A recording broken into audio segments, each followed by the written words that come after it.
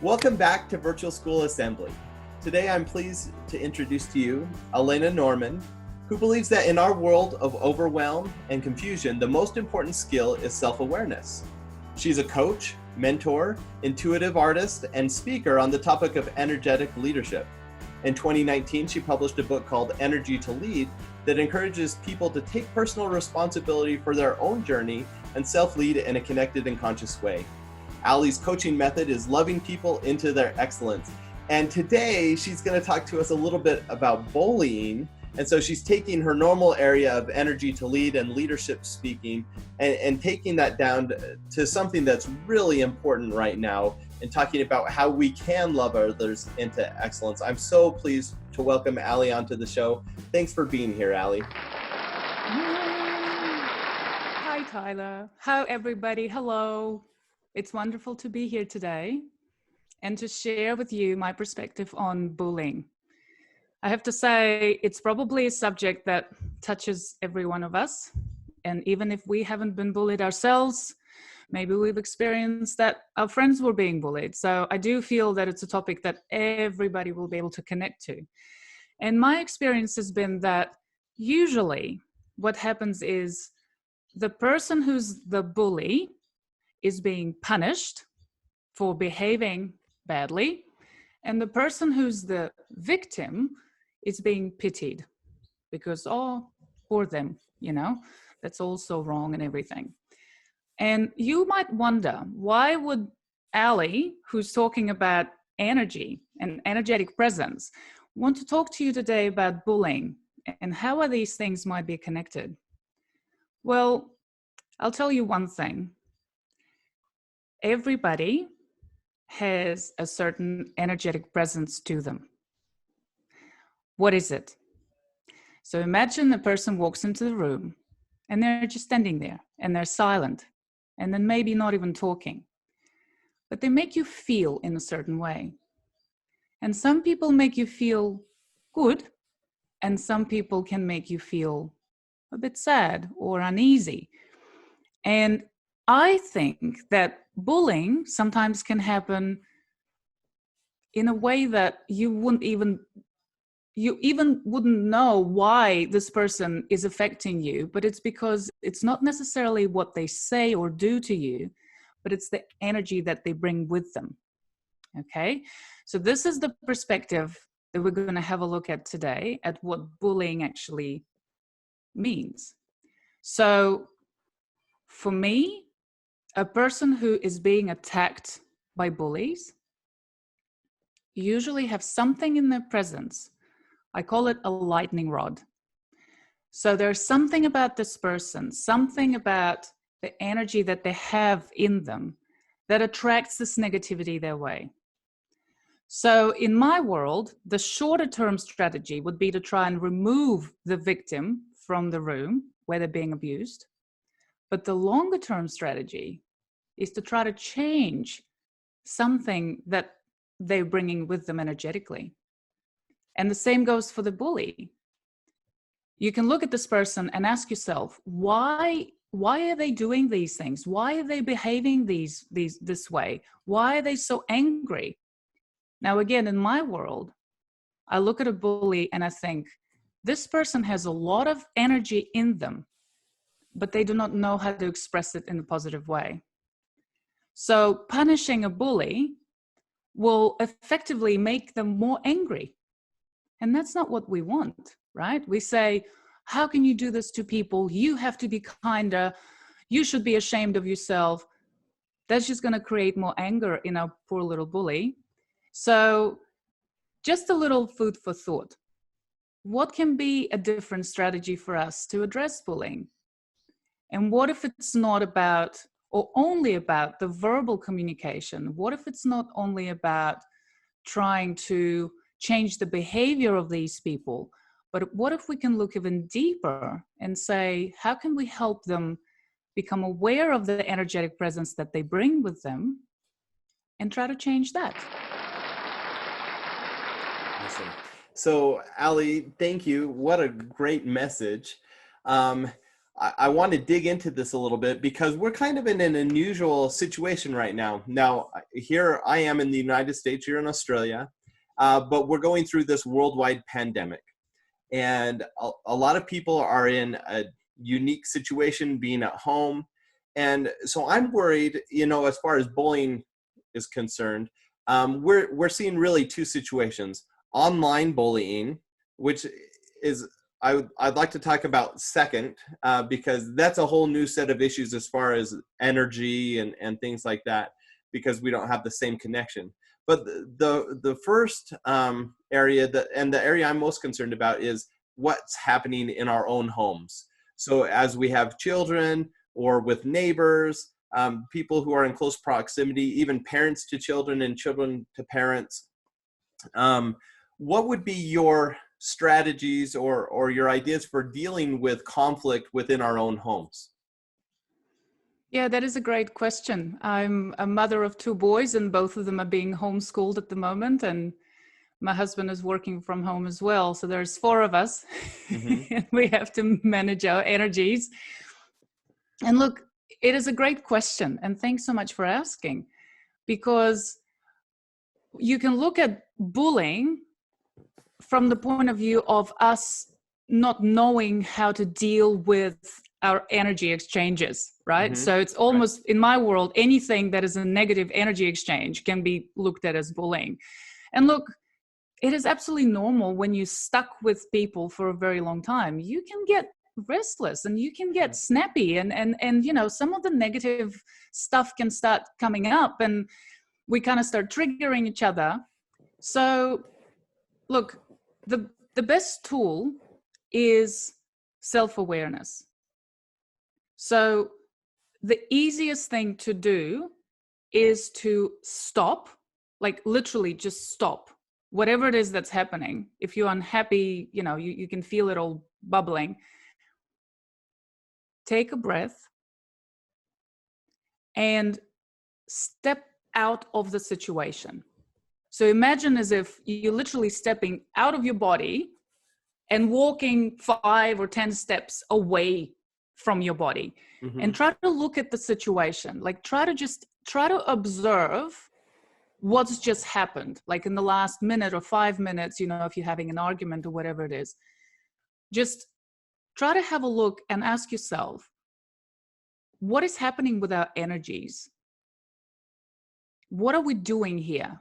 Like, what are all those feelings look like? Just observe them. Just observe. Don't try to change them, but just observe them for a minute. Mm-hmm. And disconnecting yourself from actually feeling it into becoming aware that you're feeling it.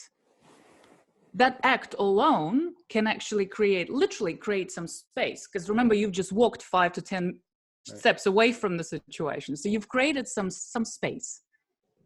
And space is the starting point of trying to change and shift that energy. And see, this is why in these situations I talk about personal responsibility. Because once you've created that space, you ask a question. What can I now do differently to change this energy that we've created?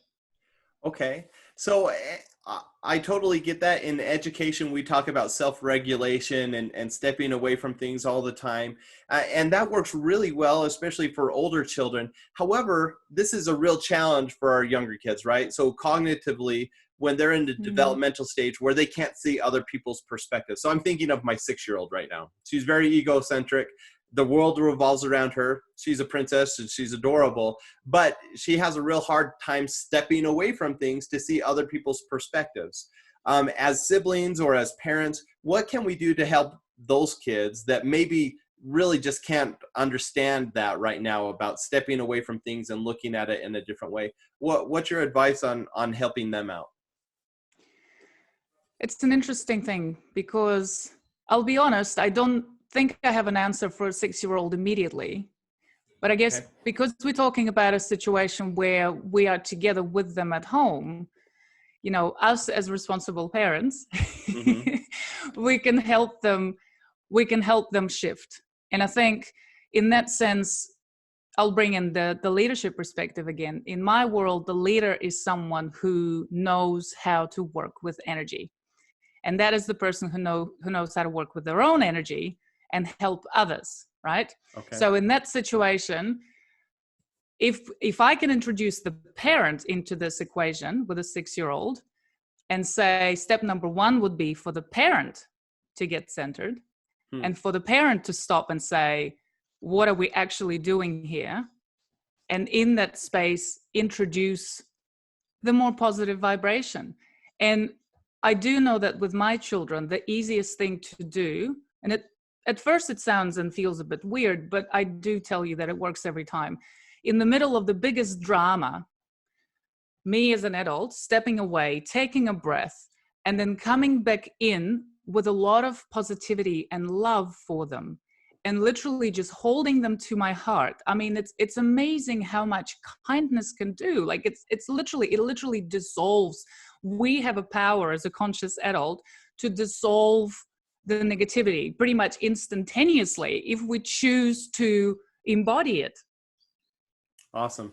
I love you used the expression earlier, love them into excellence or something like that. I love that because I totally agree with you. As parents, it comes to us first, and that makes sense. We shouldn't expect a 6-year-old to be doing what a parent is doing. But by stepping away, centering ourselves first, and then loving them and really showing, some emotion with that. And I think that's brilliant. I think that's going to go a really long way. The other tricky area, and I alluded to this earlier, is we're living in a technology world right now where a lot of social relationships are happening like this is, right? We're virtual. And as far as energy is concerned, I don't think you feel the same energy. I mean, I kind of have a sense of who you are and your personality. We've already bonded a little bit virtually, but it's not quite the same as being in the same room with someone. If there are things happening online, if there's bullying situations happening on social media or in chat groups or things like that, what can we recommend for our teenagers and our younger children to do to help with bullying and those kinds of situations? So I would say, interestingly, in my world, it's still all energetic, Okay. but I want to make it a bit more practical. And look, I think it's vital to understand that the person who is a bully or who is behaving in that manner usually is someone who has not experienced a lot of love themselves. Mm-hmm. So this ultimately has been the best strategy for me as a mother, coaching my children through some challenging situations, is to ask them, that person who's abusing you, just think about them for a second and tell me, do you think they are loved? Do you think they receive a lot of kindness every day? So it always helps to, if you see somebody writing nasty things and, attacking others verbally online, again, to step away and ask yourself, is this person really happy? Are they loved? And basically, what am I trying to say here? The fact that the bully is behaving that way is about them. It's their pain, it's their lack, and it has nothing to do with you. So I think the method here would be to really understand that behavior is essentially, they're talking to a mirror. They're talking to themselves.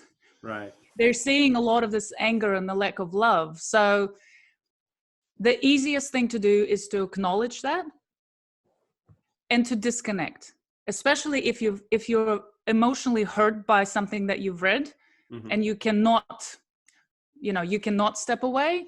The easiest way is to disconnect. But if you are a little bit more filled yourself, if you are a little bit more stronger yourself, and you have a little bit more love to share, if you come out and literally give them some of that loving energy, it stuns them because they don't know what to do with it. It literally stops them because they're stunned. Because usually the bully either expects, upset, because that's the game they're playing. They push you to see you cry. If you cry, they're happy because it's working. You know, it takes two Right. to tango. It takes two parties to make it work. But if they press on you and suddenly you turn out and do something loving with all of your heart, it literally stuns them. So it's interesting, just as an experiment. You know, if you feel Yeah. a little bit more adventurous, I advise you try that, see what happens. You know, the interesting thing here, as you've been talking about this, I've been thinking about things I've observed in my own classroom or with my own children. And one of the things that my wife does, and I love this philosophy, it's hard for me to do, but she says when somebody needs extra love or extra attention, they often turn to either bullying or the opposite of bullying, which is clinging. They'll run to you, they'll latch onto you, and they just need that love. And her approach has always been run to them before they have to run to you.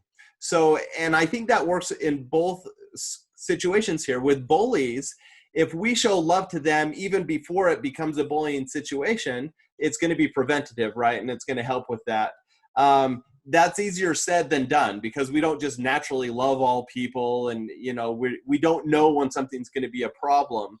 But reaching out, especially to bullies, I see the value in that. I also think that's probably a really hard thing for kids to do. Do you have any advice or recommendations on what kids can do to reach out to people who are being hurtful towards them and doing things that make them feel unhappy and uncomfortable? What's a good way to reach out to that bully and show love? What should we do? So I'll give you an example with my older child. When he moved to a new school and there was someone who was upsetting him and he'd come home crying, and his mother as a coach told him, let's work through this. You know, you tell me what's happening, and we're going to work out some strategies, what might help and what might not help. And I'll tell you that step number one for me, of course, has been to give plenty of love to my child. So I'll have to fill him up so that he's then ready to take it forward and take it further. Mm-hmm. And one of the things that did work in the end, I told my son, when you feel ready, when you feel positive and collected, come up to this child and offer him to play a game with you. Because that morning we discussed that bully did not really have many friends. Right. And I said, well, maybe that's going to work. Come up to him and offer him to play a game with you, and then go away. Don't overwhelm him. Just offer and say, come and find me if you want to play. And guess what? A few days later, this child did come up to my son and say, what was that game you were talking about? I want to play. Huh, cool. So I thought it was one of the most amazing victories that we've experienced with my boy, because that is something that he's now taking with him, as in, even if the situation was bad, I know I can turn it around. This is the true empowerment. It's not like I'm going to run away, let's change schools, but working through this, finding a way to deliver that love to the bully and resolving it. I think this is my passion, is to help find the resolution, not the solution, but the ultimate change, the transformation that we can create with these relationships. Awesome. That's brilliant. Thank you.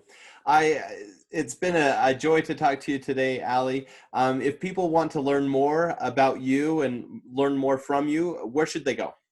They can go to www.alenanorman.com, and I guess we'll post the link under this episode. Will do. Thank you so much. Thank you so much, Tyler. Mm-hmm.